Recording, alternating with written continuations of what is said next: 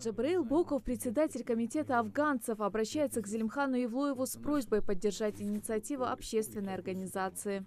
Вот на нашем региональном законодательном уровне есть у нас такая возможность обеспечить наших ветеранов протезированием бесплатно, зубные протезы.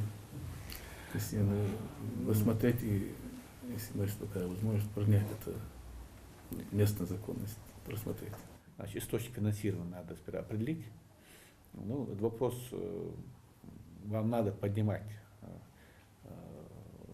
и при встречах и с исполнительной властью. Мы, не знаю, посмотрим, изучим опыт других регионов. Почему ее отца не признали лучшим тренером республики по шахматам, если его подопечные занимают лидирующие места на различных соревнованиях? С таким вопросом и просьбой разобраться в ситуации обращается дочь тренера по шахматам Мусы Эль-Джаркиева Зухра.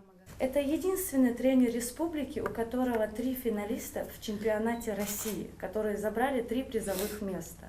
1 первой лиги, 2 высшей лиги и 1 первой лиги. Помимо этого, в нашей республике из 19 финалистов, 11 финалистов его. В этом вопросе спикер парламента поручил разобраться депутату Марии Мамриевой, которая курирует это направление. 3 года назад Ахмеду Фаргиеву выделили земельный участок, а сейчас требует обратно, ссылаясь на то, что участок не указан в хозяйственной книге. Он возмущен такой ситуацией. В ответ Зелимхан Евлоев интересуется, на каком основании он вообще получил землю, если на его имя уже есть дом и земельный участок, и к числу малоимущих и нуждающихся Фаргиев не относится.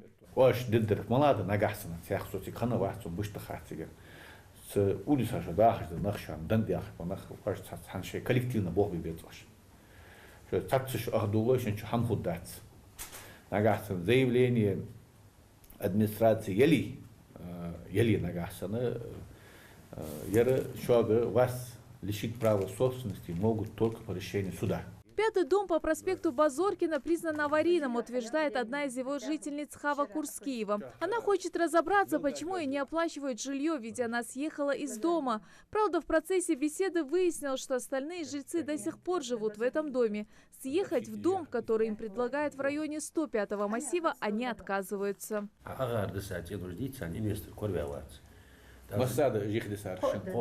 Чтобы их завершить, чтобы решить проблему ветхого жилья, им предложили квартиру в 105-м массиве.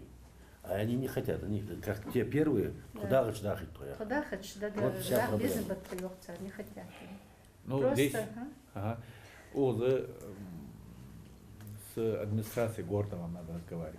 Для решения любых проблем требуется время, а порой обратившимся нужна лишь консультация. Представители власти стремятся решить вопросы здесь же, не выходя из кабинета, насколько это возможно. Как всегда, вопросы одни и те же. Помочь получилось чуть меньше половины обратившимся, да. Ну, основной вопрос — это улучшение, как всегда, жилищных условий, трудоустройства.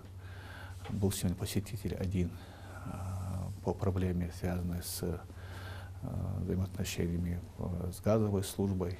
Ну, в целом, можно сказать, сегодня прием граждан прошел нормально. Жителям хочется верить, что их обращения не останутся без ответа, ведь каждый из них пришел сюда сегодня, надеясь быть услышанным. Ну а такие встречи для представителей власти – лишняя возможность быть ближе к народу. Светлана Томова, Майрбек Миржоев. Новости 24.